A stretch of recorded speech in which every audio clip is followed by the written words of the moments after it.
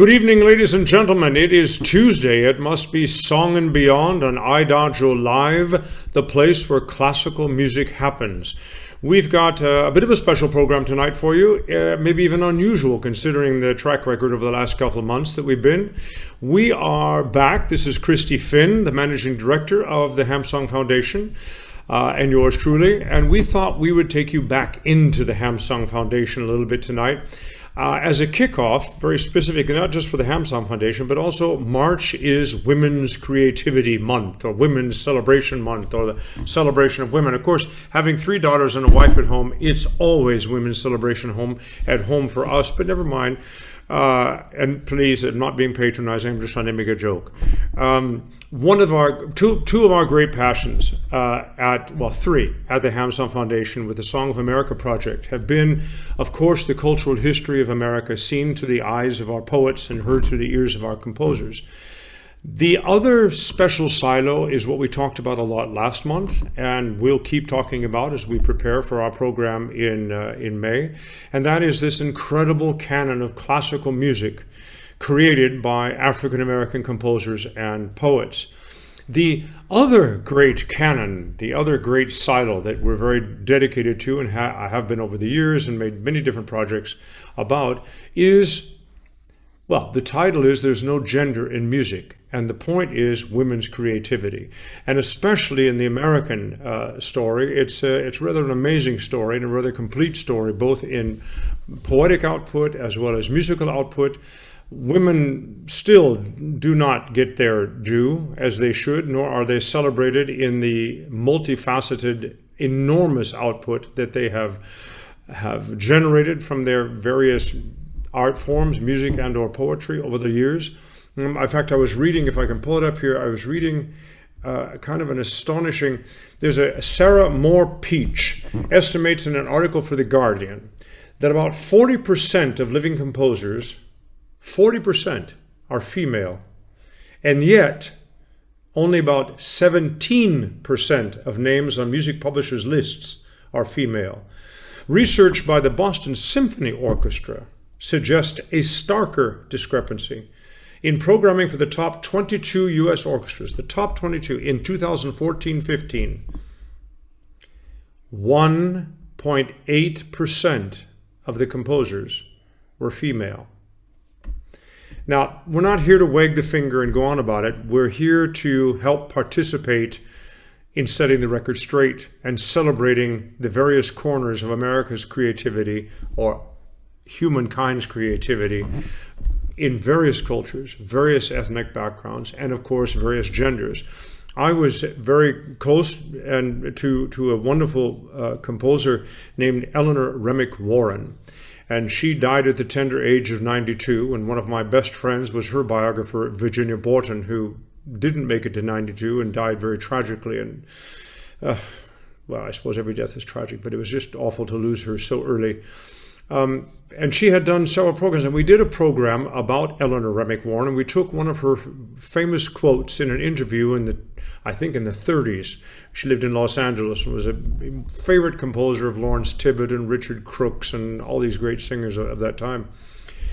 And at one point in the interview, this radio interview, and we had the script, we were reading from the script, she says, "You know, there is no gender in music, young man." She was having an interview with obviously a young interviewer, and he was going on about women this and men this and women that and so forth. And that title just rings, it seems to me. And if you think about it, I mean, you know, if you play something and say, oh yeah, that must be a woman, you've got different ears than I do. You know, I mean, it doesn't make any sense. Either there's expression or there isn't expression. But anyway, we're going to explore all these possibilities. We're going to explore some very unknown and known names of women composers and women creativity. It's not just about the composers. It's women creativity, period. I mean, Christie, isn't that what the month is called? What is the month called? So it's called Women's History Month. So it doesn't just cover the arts. It covers everything. Women's achievements in everything.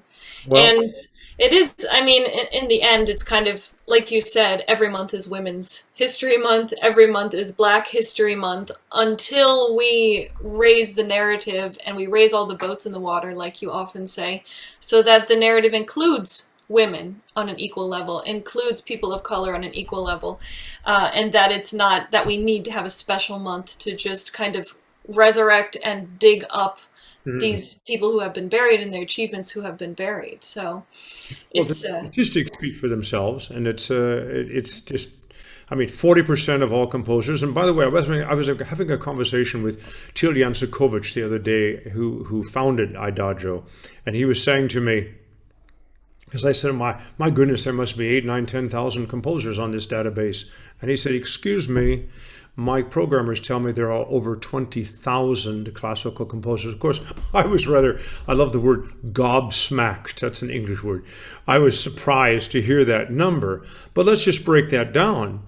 I mean, if we're talking about 20, let's talk about 15. Let's talk about 15,000 classical composers, and 40% of them are women. And I bet you listening, I mean, you who are song crazies like us, and I mean that extremely endearing, we have our favorite composers, we know our music, we know we can name this and that composer and poet that we're very fond of and so on, but the idea that we're actually dealing with this ridiculous discrepancy, and what bothers me the most about it is not just the unfairness to women in general, but it's the myopic mis-celebration of the artistic experience in any culture, much less our American culture. Now, we are going to refer to a couple of the programs that we've done where we focused on women composers of the early 19th century in Central Europe. And in fact, that could be a very interesting topic going forward this month as well. We're going to try and go to all various aspects of women's creativity and women's history here, but probably here mostly women's creativity. But it's about the celebration of the culture, about the event of humanity that gets captured by the particular creative spirit that is writing. It's kind of what my mantra is about African American classical music, or specifically Langston Hughes. Langston Hughes is an American poet, and of course he's an African American poet. And of course he was instrumental in giving black people the right in their souls to be proud to be black. And we know all that's history. But in fact, he's my poet as much as he is a black poet. He's your poet if you're an American.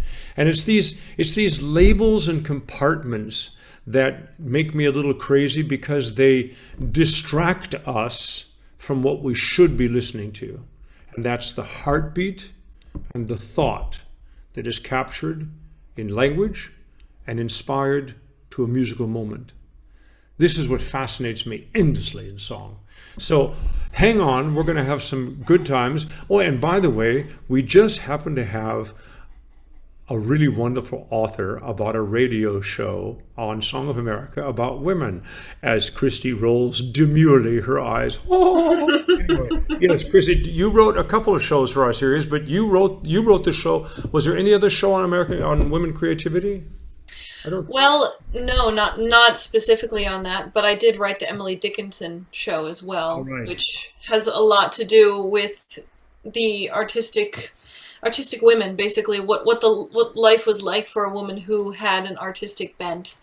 You can see that through Emily Dickinson, but the There Is No Gender in Music show is one that I really, really loved writing, because, and I was thinking about it today, this series came out 10 years ago.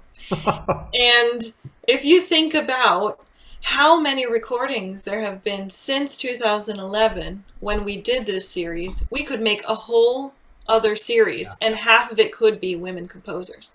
I take that as a direct challenge. I think And by the way, ladies and gentlemen, we are going to go into some screen sharing. We want to take you into the Hamsong Foundation and specifically into the songofamerica.net website as well.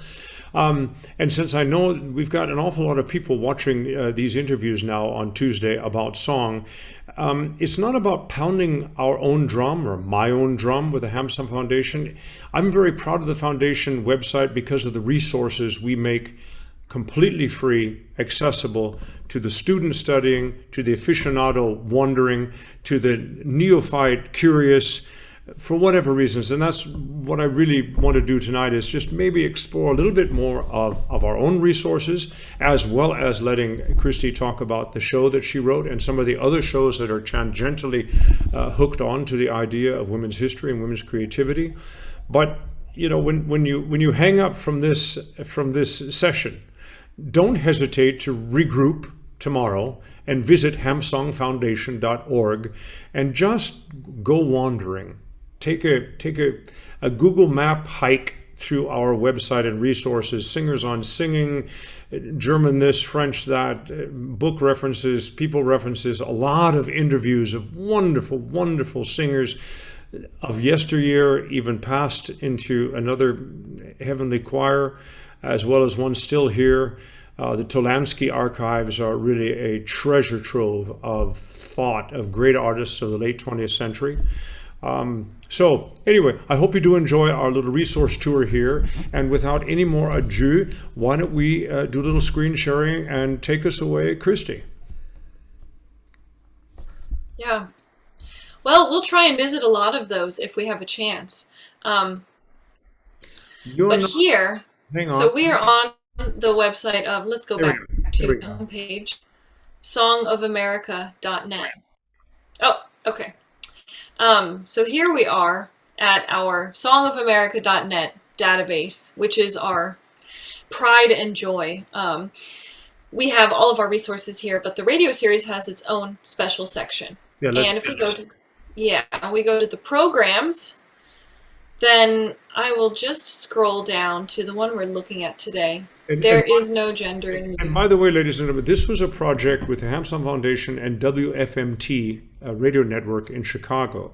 And by generous cooperation and agreement between the two of us, these radio shows are available online 24/7, free of charge, with every reference to any recording you want. If you want to buy the recording, what you heard, what you liked, so forth, it's really an amazing archive. It's a lot of fun to listen to. Excuse the interruption.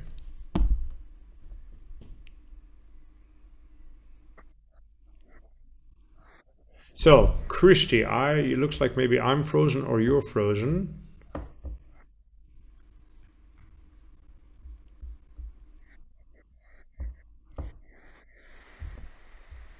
So if that was a bit of a bump in your computer, don't worry about it. We're back. So here we are. Let's take a look at No Gender in Music. I do love that quote so much, and it's wonderful that you could know Eleanor Remick Warren, Tom. Oh, she was amazing. Yeah, she seemed like quite an interesting person. Well, you know, and she was very famous. She was a very famous and beloved I want to say the word accompanist, but of course we say a collaborative artist is now our obviously language.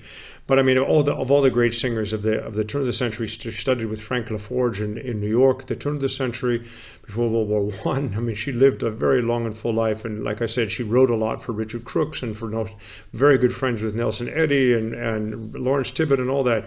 But if you can imagine, when she passed, she left me her song library. And so I can go through her music and I actually see her markings, and she has little initials next to different phrasings and breathings, depending on whether Alma Gluck was singing it or whether Richard, I mean, my God, you know, it's an amazing, she was an amazing, humble, wonderful woman. Yeah, I can imagine. But she seemed like a very strong woman as well. Oh my God. Very, always spoke her mind, which is wonderful. Well, so you'll see that this program really begins with Amy Beach, who, if you think about it, she only lived about 100 years ago. That's right. So, and she was kind of the mother of what we would say American women composers today. When she was at the height of her career, people were forming Amy Beach clubs to play her music, to support young women composers. And that was kind of the first impetus that a lot of young women had to write their own music, to try and have someone else play their music. By And the way, knowing me and my love of trivia, if you get confused looking up music of Beach and you say Mrs. H.H. Beach or Amy Beach, they're the same person. But when she started to compose, she was married to Mr. H.H. Beach, and he was not at all enthusiastic, but he did insist, okay, if this is going to be public, then she must be known as Mrs. H.H. Beach. She later became, as we now know her, the famous and wonderful Amy Beach. yeah. And she had a lot of obstacles in her way. Oh my. You know, she was born with perfect pitch. She was born with an incredible memory for melody. She had a synesthesia where she associated colors and music. I mean, she was truly, truly a genius from the day she was born. And many people say she started composing when she was a baby. I mean, basically, as soon as you could think of composing, she was composing. Wow. And her mother would deny letting her play the piano as a punishment.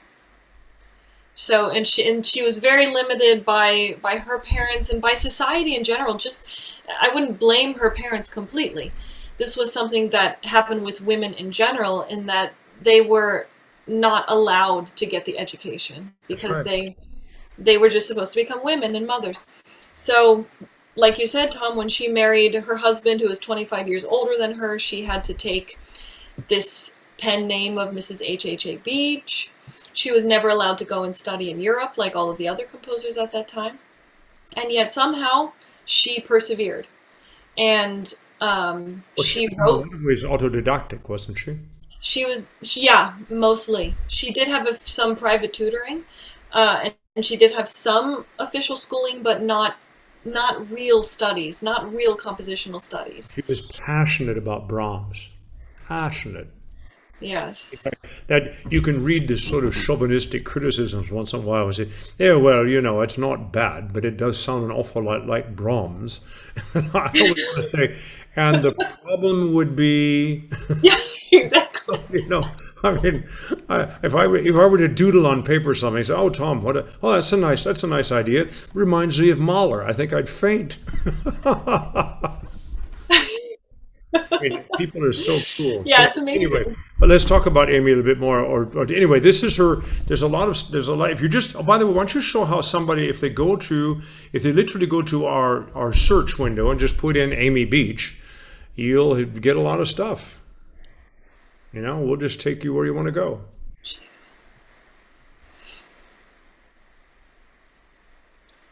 So you can filter here, and so I would filter by composers, writers, and poets, and that will show you just the profiles, and that will take you to her profile.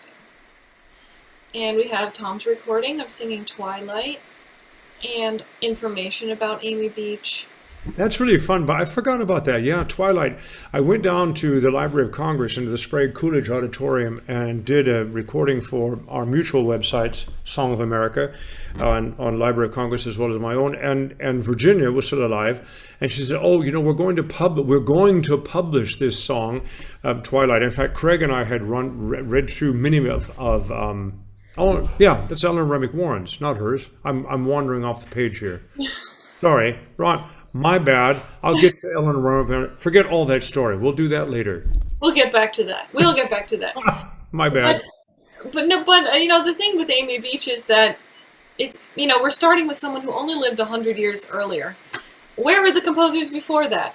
They were there, but they were not there in a way that maybe we have discovered, and certainly women were not allowed to have that kind of career. So sadly, we don't know what kinds of geniuses like Amy Beach have been lost to history.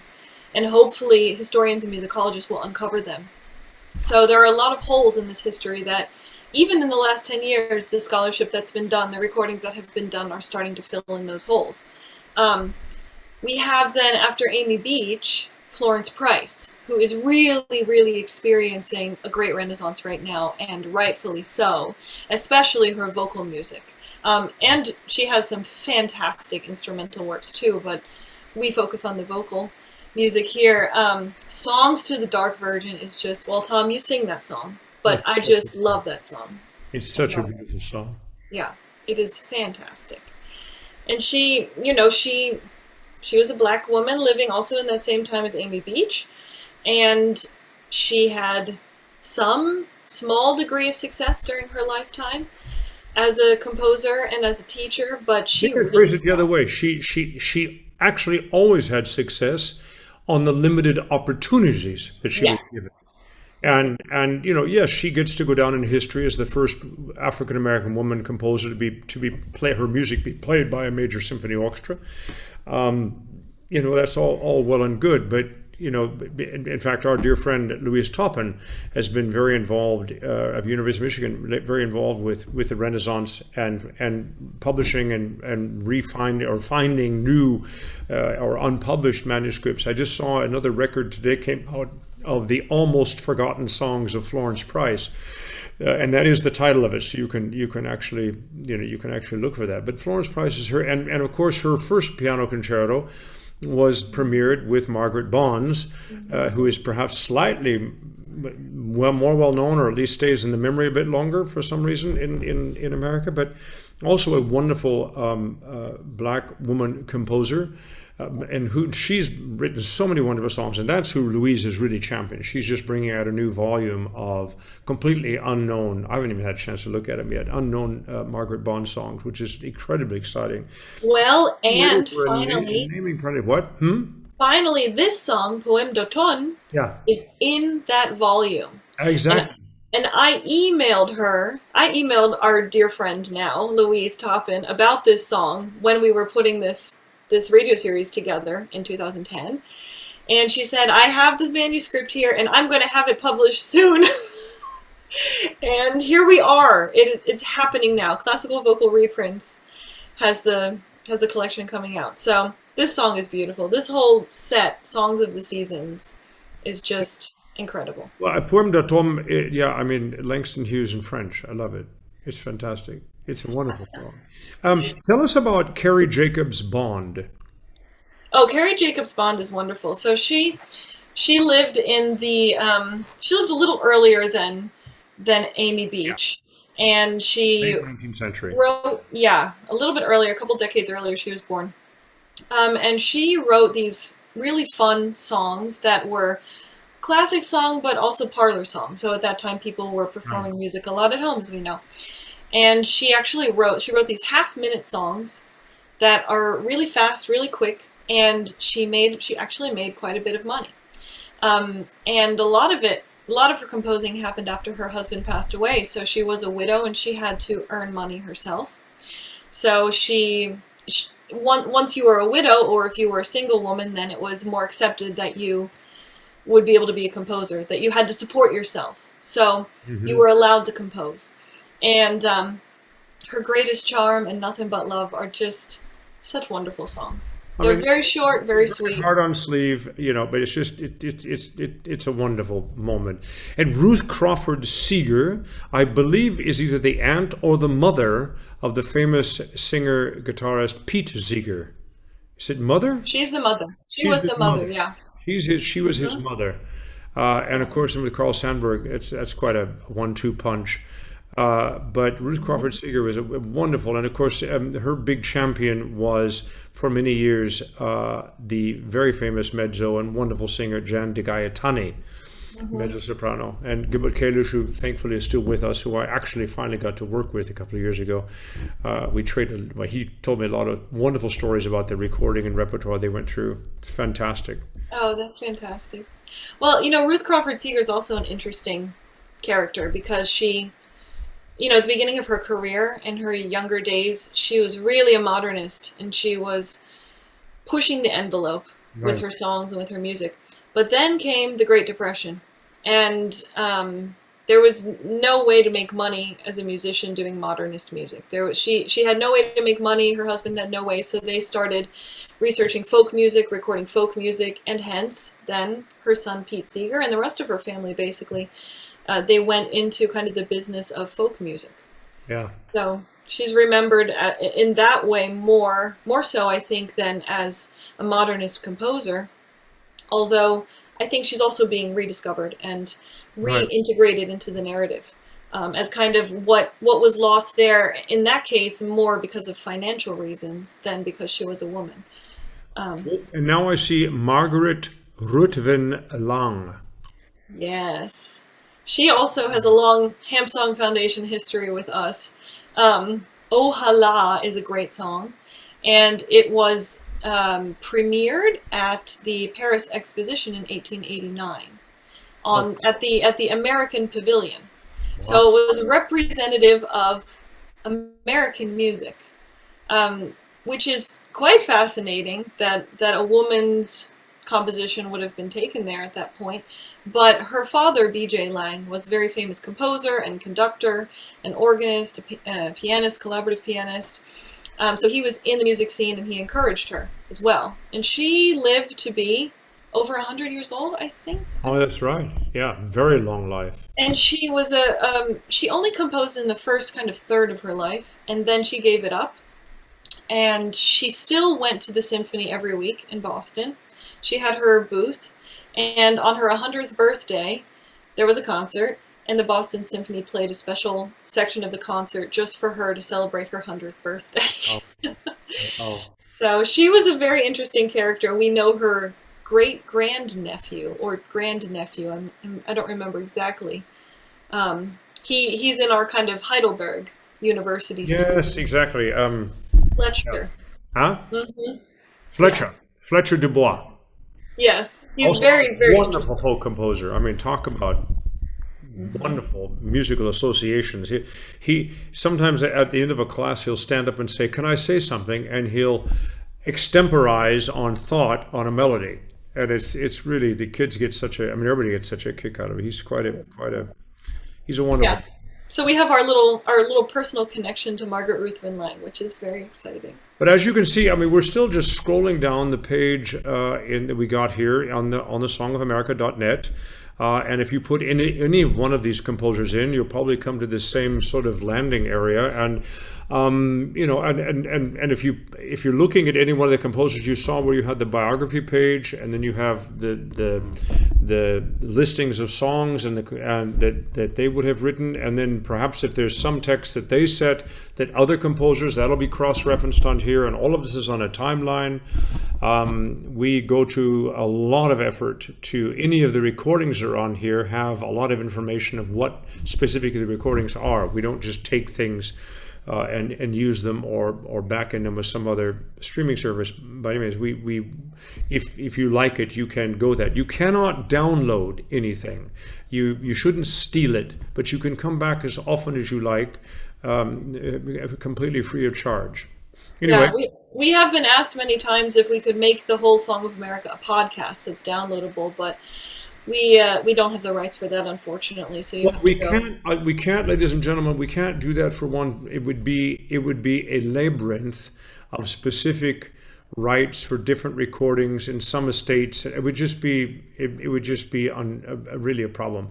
And since it's available this way, and this website is available on your iPhone or your iPad, I mean, it's a documentary, and that is in America fair use of copyright law for documentary purposes. These are evidences of the documentary, and so that's why we can make them available. But it will never be a downloadable podcast or buyable CDs or anything like that. That's the deal with WFMT, and I like the deal. I like streaming. I like interactive websites. I like the Hampson Foundation and our songofamerica.net being an aggregator of various sources. We're not trying to build a silo. We want to connect the dots for you so that you have a place to work and find out what you're after.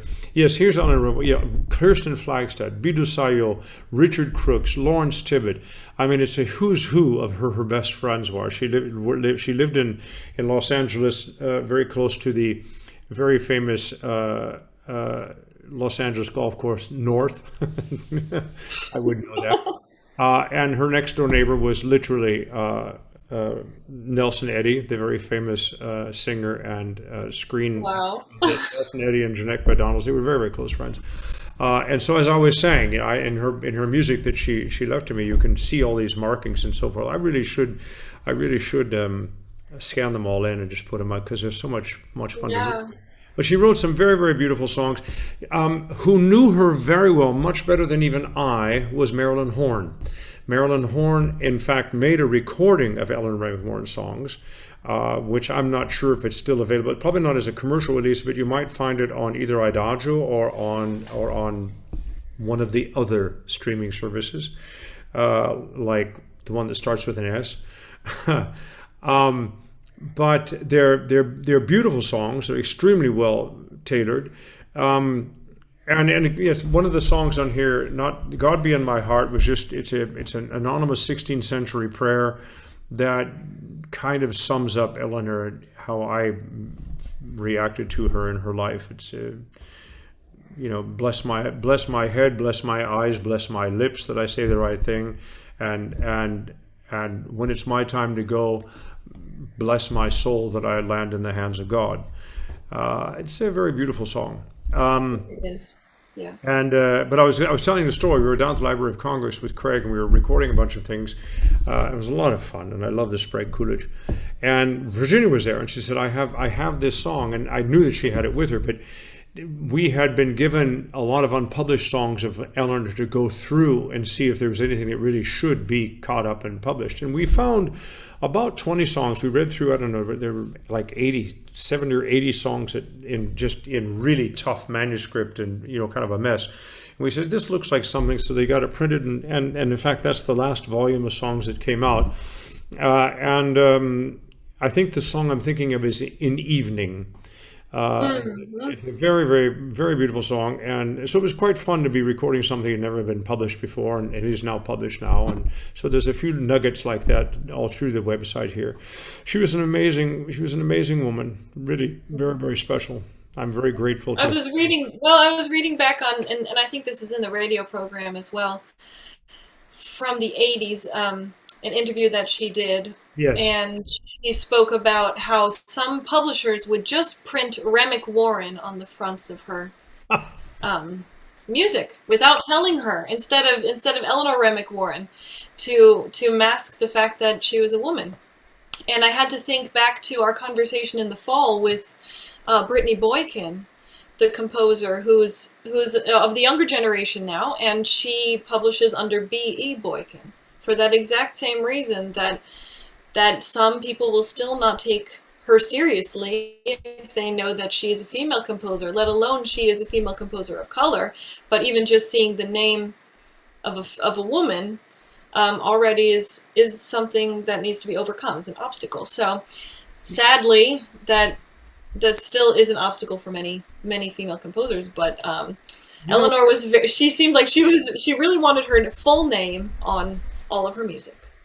By the way, if you're watching this somewhat in this time frame at the beginning of March, on March 1 in the Philadelphia Inquirer is a wonderful article by Peter Dobrin about the music world's awakening to women and black composers, and he says it will be game changing, and it's a very interesting article. But and there's a couple of, I've been obviously screaming, and I want to go into the contemporary time too. We want to get to the ladies that are alive and well, and we've even had on the show a couple of times. But I came across this thing that was really interesting to me. There's a book called The Power List: Why Women Aren't Equals in New Music Leadership and Innovation. And this is by Ellen McSweeney, and she discusses 6 generic contributory factors identified by Sheryl Sandberg in another book called Lean In: Women, Work, and the Will to Lead. And I find these 6 just along the lines. Why don't we just tidy this up, and then we can go into what women composers today are dealing with. First one, the sociological fact that women musicians, like all women, pay a likability tax when they are self-promoting, assertive, and successful. Yes, it's very true. This sounds like a corporate boardroom. Never mind.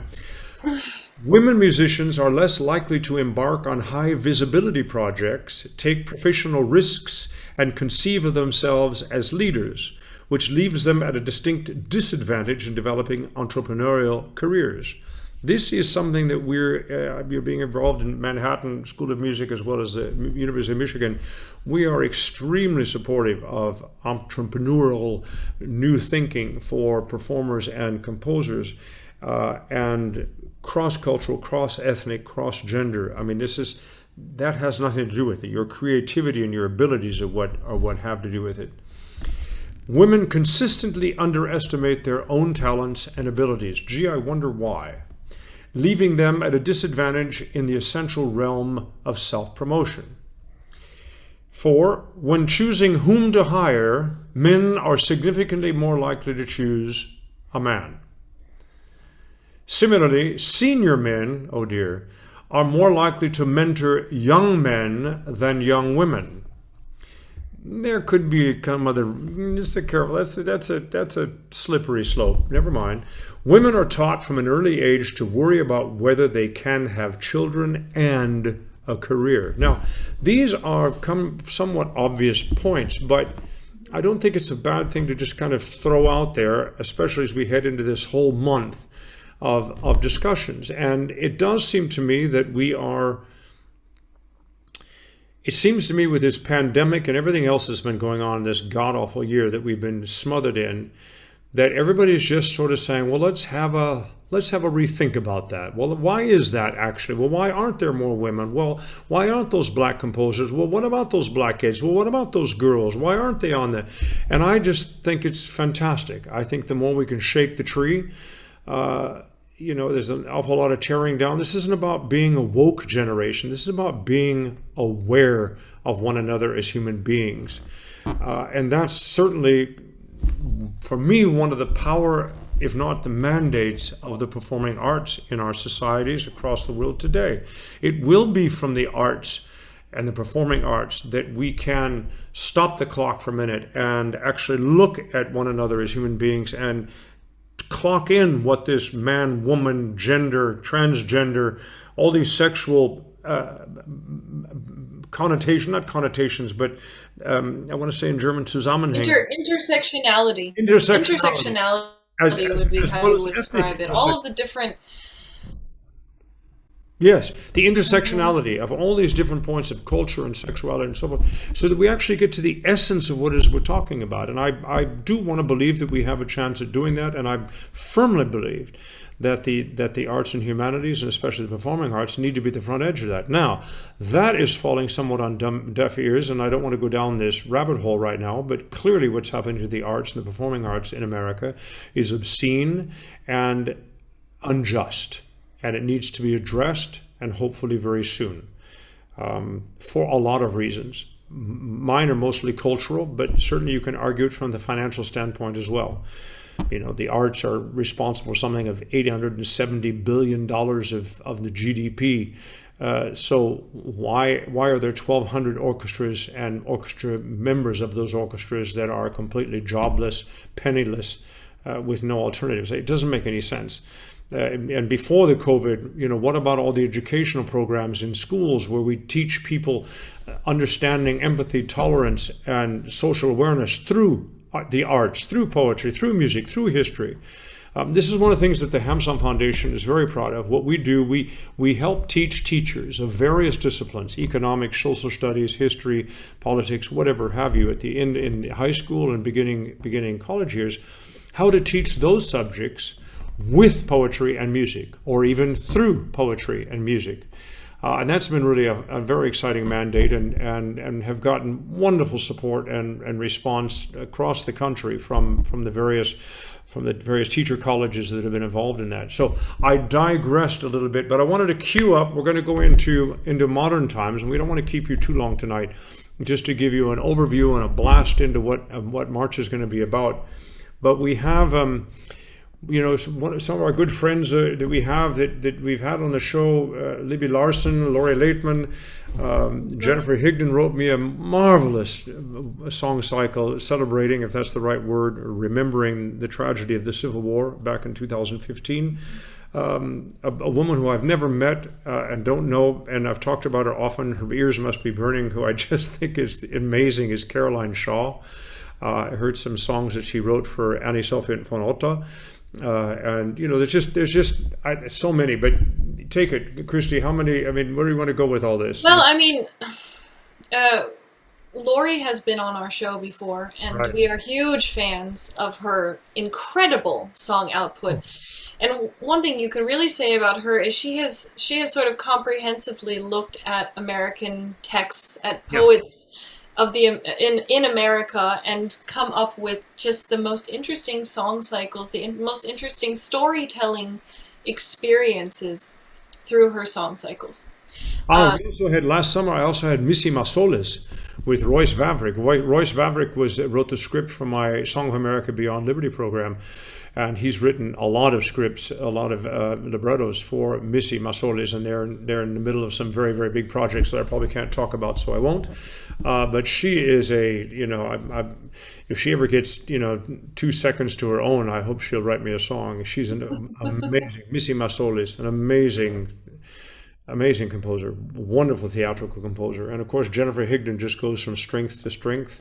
One of the few women to get a Pulitzer Prize for composing, to which Marin also appropriately said, it's like a woman finally got a Pulitzer Prize for writing music. Everybody said, "Oh, we've got that box checked off." and that's the last time we've heard about it. Well, Caroline Shaw also got a Pulitzer Prize. But let's search them out and support them. There's just a leg here.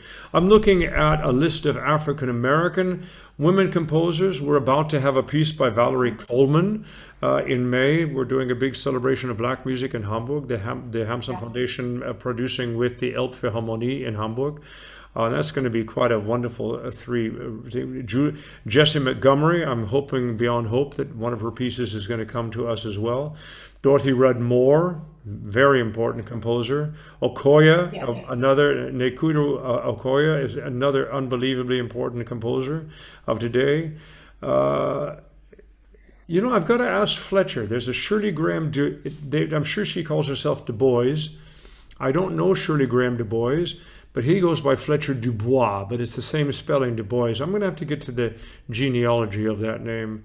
And of course, we're all thinking of W.E.B. Du Bois, the great philosopher and thinker and writer on American sociological subjects, much less the souls of black folk. Do I need to say more? Anyway, what have you got here? American song inspiration for young and curious singers. Well, when we, a couple of years ago, Tom, we were helping to promote the Mondavi Young Singer competition. And there was a requirement to sing a song by an American composer. And so I wrote this essay that helped young singers and their teachers mostly to identify maybe some songs outside, kind of off of the beaten track, outside of the normal canon of American songs. So this is a place that you could start if you're looking to perform or assign some songs to your students. Wonderful. That are not necessarily Ned Rorem or some of the more well-known American composers. This is an essay in our essay section on Song of America. So we have lots of really interesting things besides just the profiles and the songs themselves. We have this section, Artists, Movements, and Ideas, which is very fun, and is something you curated, Tom, when you did this originally with the Library of Congress. And it talks about, visual arts and writers and different aspects of American culture that do relate to song and are often illuminated through song, but are just interesting stories as well. So I wanted again, women's creativity, Margaret Fuller, Harriet Beecher Stowe.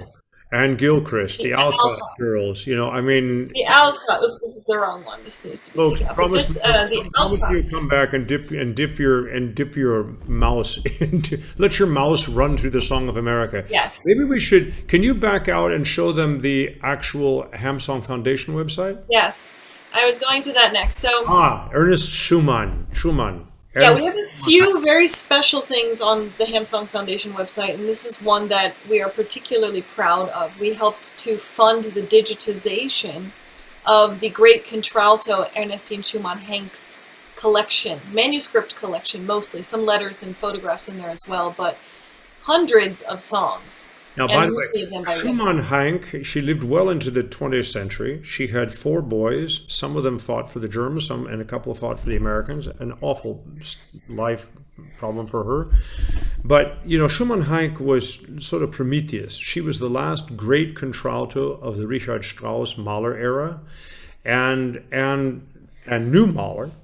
And in fact, and yet she was enormously popular. In fact, she was called Mother Schumann Hank, and she was enormously popular for her singing of things at either the New Year's Eve program or the Star Spangled Banner on the July 4 and so forth, adored across the country, and rightfully so. I was at Claremont College doing a Song of America recital, one of those endless 100-minute recitals. I got a bit carried away, and it was a real love fest because they're just crazy about song and American song out there. And afterwards, the presenter said, we have this enormous archive of Ernestine Schumann Heink. And she said it in such a way, and I just went, "Oh, you can't be serious." And he said, "You know who that is?" And I said, "Of course." So I told her, So they were all excited. Anyway, we went over the next day to look at it, and I went, "Oh my God, this needs to be," because it was personal letters in her collections.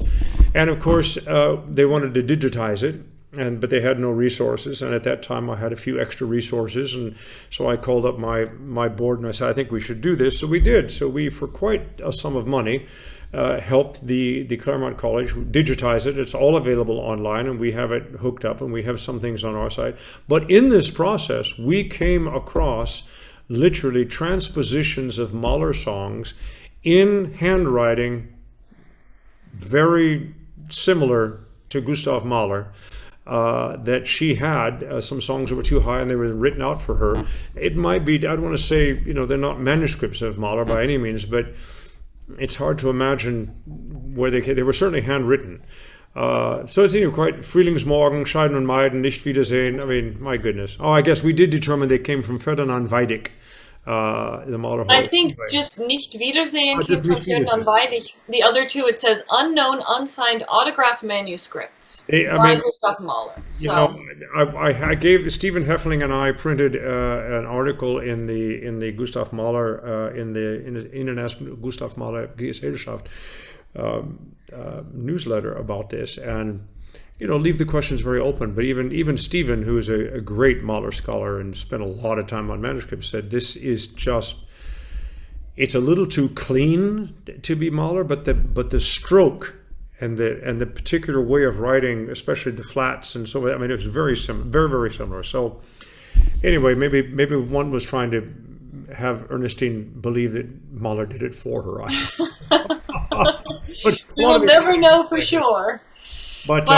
But I wanted to point out this, this in this paragraph here, another remarkable aspect of the collection is the inclusion of many songs by women composers, such as Amy Beach, Marion Bauer, Carrie Jacobs Bond, and Fanny Charles Dillon, and by lesser-known figures.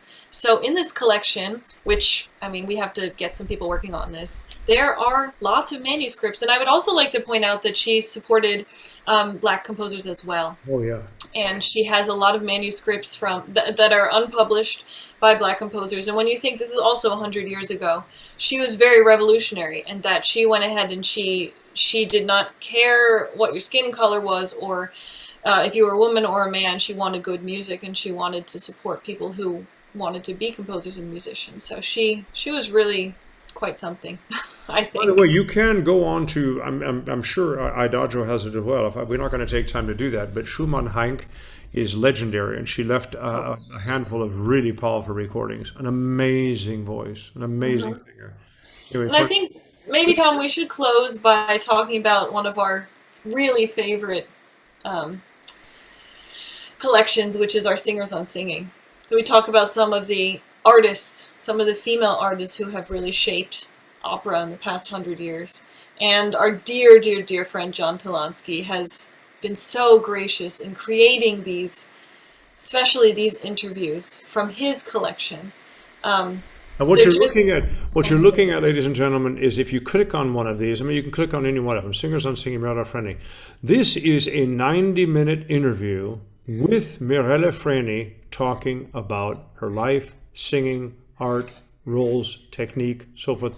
All of these are. That's what this is. Tolansky was a very, very popular and very busy interviewer for the BBC for many years, but working as a self-employed person for the BBC, this is his personal archive. And in a discussion several years ago, I said, what are you going to do with it? He said, I have nothing to do. I said, well, how would you like to have it live on the Hampson Foundation? And that started a collaboration that I couldn't be more thrilled with. And it's just, you know, I sang with Mirella, and to, you know, just to listen to her talk about life and art is just so unbelievably special. So yes, all these people are there for you to have a look at.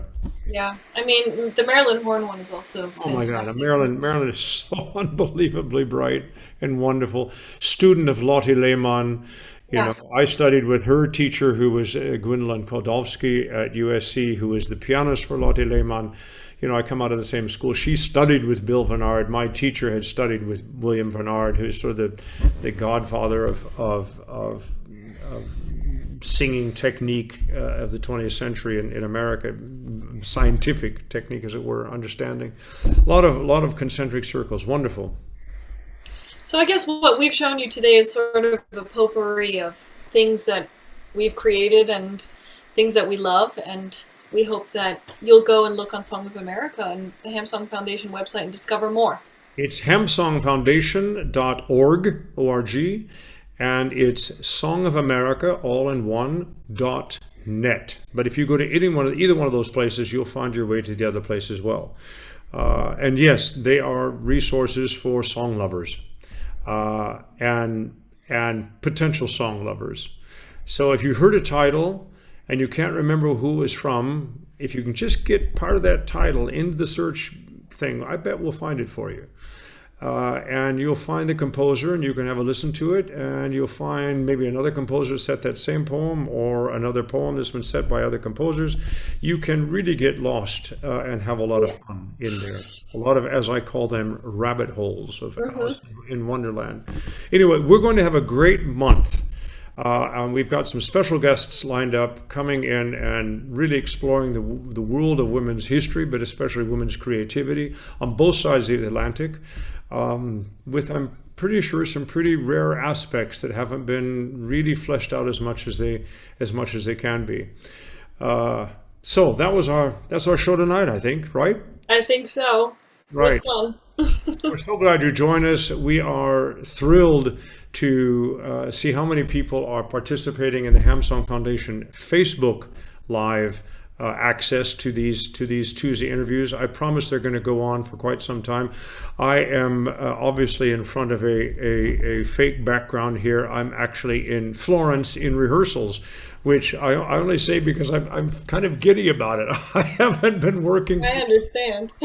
I'm in rehearsal. Oh, I get to go to rehearsal. Usually it's, oh, Christ, I got rehearsal. Oh, no, I'm going back to rehearsal. So it's Così fan tutte, my first Don Alfonso here in Maggio Musicale in Florence. But we've got our schedules worked out so we can make these programs possible. And as we say every morning, Christie, when we talk, never a dull moment. Yes. Anyway, ladies and gentlemen, thank you for joining us. Have a great week. We'll see you next week. And I promise you some really fun surprises are coming up for the next month, celebrating women's history. All the best. Ciao, ciao. Thank you.